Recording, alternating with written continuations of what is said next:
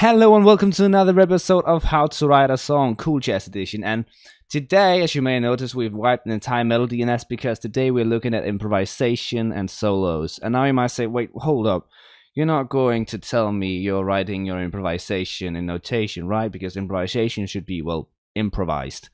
But no, I don't write my improvisation in notation, but I'm going to write notation today so I can show you some techniques of how to make a solo and improvisation and what techniques you can use to make your improvisation sound more cool jazz-ish.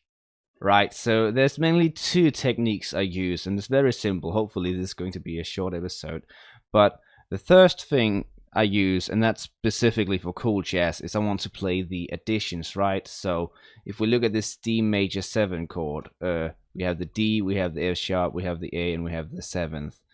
And especially the three first are just, the prime, not the prime note, because the root note is the prime note, the D. But the fourth and the fifth are very common notes, and the 7th in some way is very common as well. So what we want to aim for, our main focus when coming to notes, is playing those further additions. So that would be the 9th, the 11th, and the 13th, right? Those notes are what we want to aim for. And what I'm going to do, I'm going to write down an E here, because that's the 9th. And how can I easily transcend that over to B minor 7? Well, I can stay, and that would be the 11th, but that would be a bit boring, right? If I go down, it would be the 3rd, and if I go up, it would be the 5th. So those are some of the prime notes, so that would be boring as well. But I can go up here, that would be the 13th. I'm going up a 3rd, but I think it's going to sound well. And I should note that this is not what I'm going to play. I'm not going to play like half notes all the way, but I indicate the target that my primary note when playing over here is going to be a E, and primary note when playing over here is going to be that G sharp, right? Now over here, again, actually I'm going to change this just so I can show you something. I'm going to go down to this C sharp instead. That's the 9th. Now here, staying would be the primary note, so that would be boring, and going down would be the 7th, so that would be a bit boring as well. But we can go up here to the D, and that would be the 9th. But actually the D isn't the 9th, it's the D sharp that's the 9th. So despite it not actually fitting with our key signature, that's probably the note that we're going to aim for, because it's the 9th of the C sharp minor 7, right? So the notes in relation to the chords are more important than the notes in relation to the key signature. Moving on, we don't want to go up there. That would be boring. Don't want to go down there.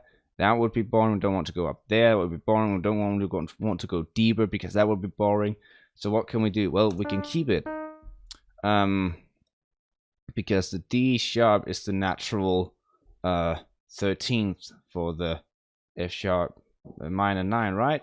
Right, sorry, I was just interrupted there. But we can keep that D sharp note.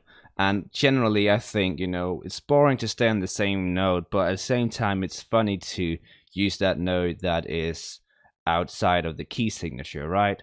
So when D's job there, and also because then what we can do over here, because we have the B minor 7, right? So naturally, the D is going to be played here. We're not going to aim for the D, because that would be boring. It's just the 3rd.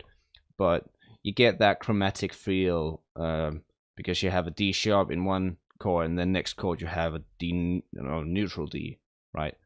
D neutral. But what should we aim for? We could take the 11th there. You're just moving up slowly, and we can keep doing that. So taking the 9th there, and over here, and the A. Actually, let's stay on the F sharp. That would be the 13th. And again, just because if I move up, it's the 7th, a bit boring.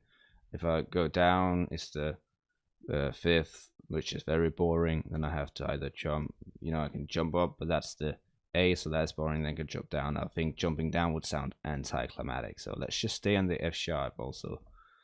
There. And I'm just going to fill it out so you don't have to see me stagger through it. Hopefully you get the general idea. Right, so what I've just done off screen is I've added this little thing, which basically just means that I'm going to play everything an octave higher, right? I transpose this entire staff 1 octave up, and that's just because if I play it down here, it's going to sound, it's very close to my left hand. So it's not going to sound that much. If I put it up higher, it becomes more distinctive from the rest of the piano, right? Now, another technique that I use is just because, cool jazz, even in the solo and the improvisation, it still wants to be cool, it still wants to be down to earth and such. So sure, you can put in some quick notes, but it shouldn't be like all over the top, quick, going everywhere, right? And a good way to like limit yourself from doing that is by playing triads. Triads? No, not triads. By playing thirds is what I meant, right? So instead of just playing an E, I'm going to play an E and a C sharp. And I'm just going to make sure that I always aim to play those 2 notes together, right? So instead of just playing a C sharp here, I will play a C sharp and an A. Instead of just playing a D sharp here, I'll play a D sharp and a B. Same thing here, and so on. And it's a very simple technique. Oh, and over here, notice that it becomes a D neutral because now we have a E9 chord, right? So the D would be the natural 7 and not the D sharp. And over here we would have D neutral as well. But yeah, notice here that, for example, I play the 7 even though the 7 as such would be a boring note because it's still, the highest note that has the main focus of, what we're playing. So yeah, what I'm going to do now is I'm going to take this little bit we've made and just play something on the piano. I'm going to add extra bits and a bit of rhythm and such, but the general thing, what I'm aiming for whenever I hit a new chord, is these notes that I've written here. So let's just have this on the screen while you also have me playing on the screen. Hopefully it'll make sense.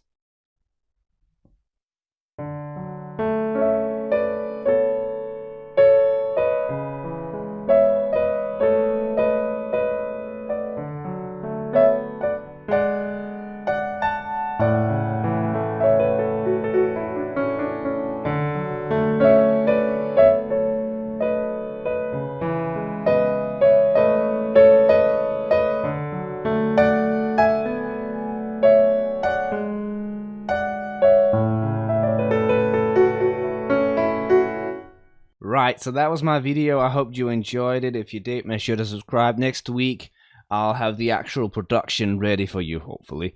I'll have the actual production ready for you so you can hear the actual song with, a proper piano and an actual woman singing it instead of, a piano, not a piano, a MIDI keyboard trying its best to sound like a woman, which doesn't sound like a woman at all. Anyway, I'll see you next week.